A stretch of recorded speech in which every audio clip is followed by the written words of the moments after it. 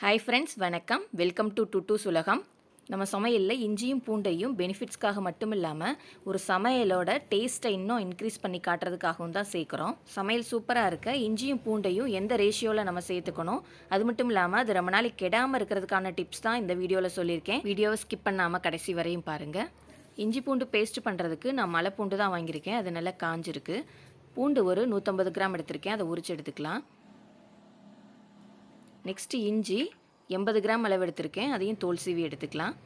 இஞ்சியும் பூண்டையும் தோலுரிச்ச பின்னாடி நல்லா கழுவி அது நல்லா தொடச்சி எடுத்துக்கணும். ஈரமில்லாமல் இருக்கிறதுக்கு ஒரு டவல்லையோ இல்லைன்னா டிஷ்யூ பேப்பரையோ வச்சு தொடச்சி எடுத்துக்கோங்க. 150 கிராம் பூண்டு எடுத்தோம்னா அதில் சரி பாதி ஒரு 75 to 80 கிராம் அளவு நம்ம இஞ்சி எடுத்துகிட்டு இருக்கோம். இப்போ மிக்சி ஜாரில் ஒரு பொட்டு தண்ணி கூட இருந்திருக்கக்கூடாது. அது நல்லா ட்ரையாக இருக்கணும். இந்த ஜாரில் நல்லா க்ளீனாக இருக்குது. இப்போ இதில் இஞ்சியை சின்ன சின்னதாக கட் பண்ணி போட்டுக்கலாம். ஃபஸ்ட்டு பூண்டை நம்ம கிரைண்ட் பண்ணி எடுத்துட்டோம்னா இஞ்சி அடுத்து அரைப்படும் போது நாராக இருக்கும். இல்லை ஃபைன் பேஸ்ட்டாக அரைப்படுறதுக்காக இஞ்சியை நம்ம ஃபஸ்ட்டு அரைச்சி எடுத்துக்கலாம். இஞ்சியை சின்ன சின்னதாக கட் பண்ணி எடுத்தாச்சு. இப்போ இதை நம்ம மிக்ஸி ஜாரில் அரைச்சி எடுத்துக்கலாம். இப்போ இஞ்சி அரைக்கும் போதும் நம்ம தண்ணி ஆட் பண்ணவே கூடாது. இஞ்சி பூண்டு பேஸ்ட்டு நீங்கள் நிறைய அரைச்சி வைக்கிறதா இருந்தால் எந்த அளவு பூண்டு எடுக்கிறீங்களோ அதில் சரி பாதி அளவு இஞ்சி எடுத்துருக்கணும். இப்போ அரைச்சாச்சு. ஓப்பன் பண்ணி பார்க்கலாம். நல்லா அரைஞ்சிருக்கு. இப்போ இதில் நம்ம 150 கிராம் அளவு பூண்டு ஆட் பண்ணிக்கலாம். ஒரு சில நேரங்களில் பூண்டு உரிக்கிறது நமக்கு பயங்கர போரான விஷயமா இருக்கும். இந்த மாதிரி பூண்டை ஈஸியாக உரிக்கிறதுக்கான டிப்ஸ் உங்களுக்கு வேணும்னா கமெண்ட் பாக்ஸில் கேளுங்க. பூண்டும் நல்லா அரைப்பட்டுருச்சு. இப்போ இதை ஓப்பன் பண்ணி பார்க்கலாம். நல்லா ஃபைன் பேஸ்ட்டாக அரைப்பட்டிருக்கு. இப்போ இதில் ஈரம் இல்லாத ஸ்பூன் யூஸ் பண்ணுங்கள். இனிமேல் இதில் சேர்க்குற பொருட்கள் தான் இதை ரொம்ப நாளைக்கு கெடாமல் சேஃபாக வச்சுருக்கிறதுக்கு ஹெல்ப் பண்ணும்.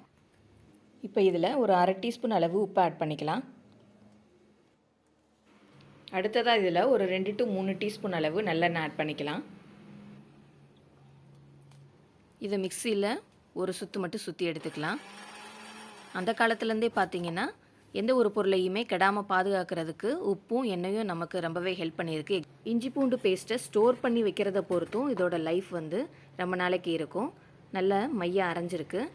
இப்போ இதை எதில் ஸ்டோர் பண்ண போகிறோம்னா ஒரு கண்ணாடி பாட்டில் எடுத்துகிட்ருக்கேன். இதை நல்லா க்ளீன் பண்ணி வெயிலில் நல்லா காய வச்சு எடுத்துகிட்ருக்கேன். இது நல்லா ட்ரையாக இருக்கணும். இந்த பேஸ்ட்டை இந்த ஜாருக்கு ட்ரான்ஸ்ஃபர் பண்ணிக்கலாம்.